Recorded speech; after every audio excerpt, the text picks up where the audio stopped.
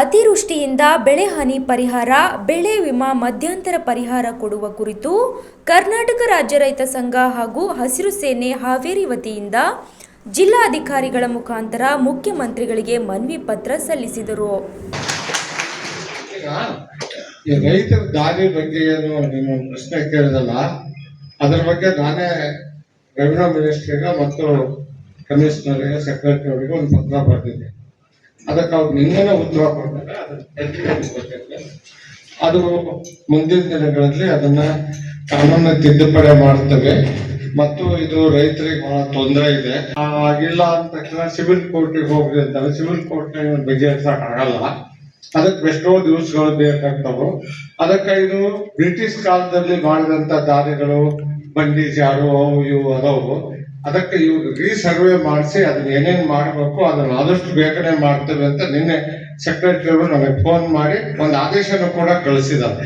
ಮುಂದಿನ ದಿನಗಳಲ್ಲಿ ಆದಷ್ಟು ಬೇಗನೆ ಅದನ್ನ ದಾರಿ ಸಮಸ್ಯೆ ಐತಿ, ನಮ್ಮ ಕಾಲದಲ್ಲಿ ಬಗ್ಗೆ ಹರಿತೈತಿ, ನಾವು ಸಾಹೇಬರು ಸೇರಿ ಅದಕ್ಕೆ ಇದನ್ನು ಮಾಡ್ತೇವೆ ಅಂತ ಹೇಳಿ ಮುಗಿಸ್ತೇನೆ.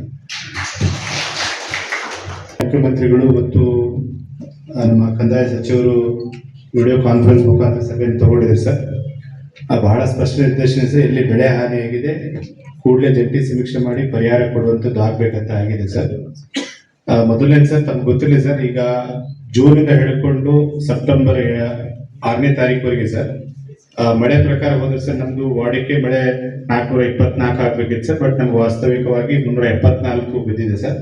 -12 ನಮ್ದು ಪ್ರತಿಶತ ಕಡಿಮೆ ಇದೆ ಸರ್. ಎಂಟೈರ್ ಸ್ಟೇಟ್ ಅಲ್ಲಿ ಚಾಮರಾಜನಗರ ಹೊರತುಪಡಿಸಿ ಸರ್ ನಮ್ಮ ಹಾವೇರಿನ ಕಡಿಮೆ ಇದೆ ಸರ್. ನಾನು ಮೊನ್ನೆ ಮುಖ್ಯಮಂತ್ರಿಗೆ ಹೇಳಿದೆ ಸರ್, ನಮ್ಮಲ್ಲಿ 2.58 2,58,000 ನಮ್ದು ಮೆಕ್ಕೆಜೋಳ ಇದೆ ಸರ್. ಅದರಲ್ಲಿ 1,40,000 ಎಕರೆ ಇದೆ ಸರ್, ಹೆಕ್ಟೇರ್ ಇದೆ. ಜೂನ್ 15ರ ಪೂರ್ವದಲ್ಲಿ ಬಿತ್ತನೆ ಆಗಿತ್ತು ಸರ್. 1,18,000 ಹೆಕ್ಟರ್ ಜೂನ್ 15 ನಂತರ ಆಗಿದೆ ಸರ್.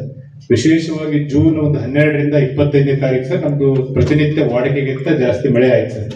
ಸತತವಾಗಿ ತೇವಾಂಶ ಇದ್ದದ್ರಿಂದ ಸರ್ ಇದು ಸಣ್ಣ ಪ್ರಮಾಣದಿದ್ದಂತ ಬೆಳೆ ಏನಿದೆ ಸರ್ ಅದು ಬೆಳವಣಿಗೆ ಕುಂಠಿತ ಆಯ್ತು ಸರ್. ಮತ್ತು ಸತತವಾಗಿ ಮೋಡ ಕವಿದ ವಾತಾವರಣ ಬೇರೆ ಇದ್ದಿದ್ರಿಂದ ಈ ಕೃಷಿ ಚಟುವಟಿಕೆಗಳು ವೀಡಿಂಗು ಎಲ್ಲ ಆಗದೇ ಇರೋದ್ರಿಂದ ಸಾಕಷ್ಟು ಪ್ರಮಾಣದಲ್ಲಿ ಅವ್ರು ಹೇಳಿದ ಹಾಗೆ ಮುಳ್ಸಜ್ಜೆ ಇರ್ಬೋದು, ಜೇಕು ಹುಲ್ಲು ಈ ತರ ಬೆಳೆದು ಹಾನಿಯಾಗಿದೆ ಸರ್. ಅವರು ಸಹ ಅರ್ಜಿಗಳು ಕೊಟ್ಟಿದ್ದಾರೆ ಸರ್. ನಮ್ಗೆ ಆ ಥರ ಅರ್ಜಿಗಳು ಕೊಡ್ಲೇಬೇಕಂತ ಏನಿಲ್ಲ ಸರ್. ನಮಗೆ ಸ್ಟ್ಯಾಂಡಿಂಗ್ ಇನ್ಸ್ಟ್ರಕ್ಷನ್ಸ್ ಯಾವುದು ಹಾನಿಯಾಗಿದೆ ಪರಿಹಾರ ಕೊಡ್ಬೇಕಂತ ಇದೆ ಸರ್. 518 ಕೋಟಿ ಇಡೀ 31 ಜಿಲ್ಲಾಧಿಕಾರಿಗಳ ಖಾತೆಯಲ್ಲಿ ಜಮಾ ಇದೆ. 13,300 ಕೋಟಿ ಇದೆ. ಅದನ್ನೆಲ್ಲ ಕೊಡ್ತಕ್ಕಂಥ ಪ್ರಯತ್ನ ಮಾಡ್ಬೇಕಂತೇಳಿ ಮಾನ್ಯ ಮುಖ್ಯಮಂತ್ರಿಗಳೇ ನಿನ್ನೆ ಪತ್ರಿಕೆಯಲ್ಲಿ ಹೇಳಿಕೆ ಕೊಟ್ಟಿದ್ದಾರೆ. ಅದನ್ನ ಆದಷ್ಟು ಲಘುನೇ ಮಾಡಿಸ್ಕೊಡ್ತಕ್ಕಂಥ ಪ್ರಯತ್ನ ನಾವು ಮಾಡ್ತೀವಿ ಅಂತೇಳಿ ತಮಗೆ ಭರವಸೆಯನ್ನು ಕೊಡ್ತೇವೆ. ಜೊತೆಗೆ ಬೆಳೆ ವಿಮೆ ಆದ್ಮೇಲೆ ಬೆಡ್ತಿ ವಿಚಾರ ತಾವು ಪ್ರಸ್ತಾಪ ಮಾಡಿದಿರಿ. ಈಗಾಗಲೇ ಸಂಸದರು ಮಾತನಾಡಿದ್ದಾರೆ, ನಾವು ಪ್ರಯತ್ನ ಮಾಡಿ DPR ಮಾಡಿಸ್ತಾ ಇದ್ದೀವಿ. ಅದು ಸರ್ಕಾರದ ಮಟ್ಟದಲ್ಲಿ ಅಂತಿಮ ನಿರ್ಣಯ ಆದ್ಮೇಲೆ ಟೆಂಡರ್ ಮಾಡತಕ್ಕಂಥ ಪ್ರಕ್ರಿಯೆಗೆ ಚಾಲನೆ ಖಂಡಿತ ಕೊಡ್ತೀವಿ ಅಂತೇಳಿ ಈ ಸಂದರ್ಭದಲ್ಲಿ ನಾನು ಭರವಸೆ ಕೊಡ್ತೀನಿ. ಯಾಕೆ ಈ ಮಾತು ನಾನು ಹೇಳ್ತಾ ಇದ್ದೀನಿ ಅಂದ್ರೆ, ಹಾವೇರಿ ಜಿಲ್ಲೆಯಲ್ಲಿ ಮಾತ್ರ 2 ಕೆರೆ ತುಂಬುವ ಯೋಜನೆಗಳು ಮಂಜೂರಾಗಿದೆ. ರಾಜ್ಯದಲ್ಲಿ ಎಲ್ಲೂ ಮಂಜೂರಾಗಿಲ್ಲ. 90,000 ಕೋಟಿ ರೂಪಾಯಿ ನೀರಾವರಿ ಬಾಕಿ ಕೊಡ್ತಕ್ಕಂಥದ್ದು ಹಿಂದಿನ ಸರ್ಕಾರ ಹೋಗಿರೋದ್ರಿಂದ ನಾವು ಯಾವ ನೀರಾವರಿ ಯೋಜನೆಗಳಿಗೆ ಚಾಲ್ತಿ ಕೊಡ್ತಾ ಇಲ್ಲ. ಈವನ್ ನಿಮ್ಗೆ ಹೇಳ್ಬೇಕಪ್ಪ ಅಂದ್ರೆ ನಮ್ಮ ಕೃಷ್ಣಾ ನದಿ ನೀರಾವರಿ ಸಲುವಾಗಿ ಕೂಡ ಸಮಸ್ಯೆ ಬಹಳಷ್ಟಿದೆ. ಆದ್ರೂ ಕೂಡ ಅಲ್ಲಿ ಪ್ರಯತ್ನ ನಾವು ಮಾಡ್ತಾ ಇದ್ದೀವಿ. ಆದ್ರೆ ನಿಮಗ್ ಭರವಸೆ ಕೊಡ್ತೀವಿ, ಬೆಡ್ತಿ ವರ್ಧಾ ನದಿ ಬಗ್ಗೆ ಸಂಪೂರ್ಣ ಗಮನ ಹರಿಸ್ತಕ್ಕಂಥ ಪ್ರಯತ್ನ ನಾವು ಮಾಡ್ತೀವಿ ಅಂತೇಳಿ ನಿಮಗ್ ಭರವಸೆಯನ್ನು ಕೊಡ್ತೇನೆ. ಜೊತೆಗೆ DCC ಬ್ಯಾಂಕ್ ವಿಚಾರದ ಬಗ್ಗೆ ನಾನು ಹೋಗ್ತೀನಿ. ಇಡೀ ರಾಜ್ಯದ 68 ಶೂನ್ಯ ಬಡ್ಡಿ ದರದಲ್ಲಿ ಸಾಲ ಕೊಡ್ತಕ್ಕಂಥ ರಾಜ್ಯಗಳಿಲ್ಲ.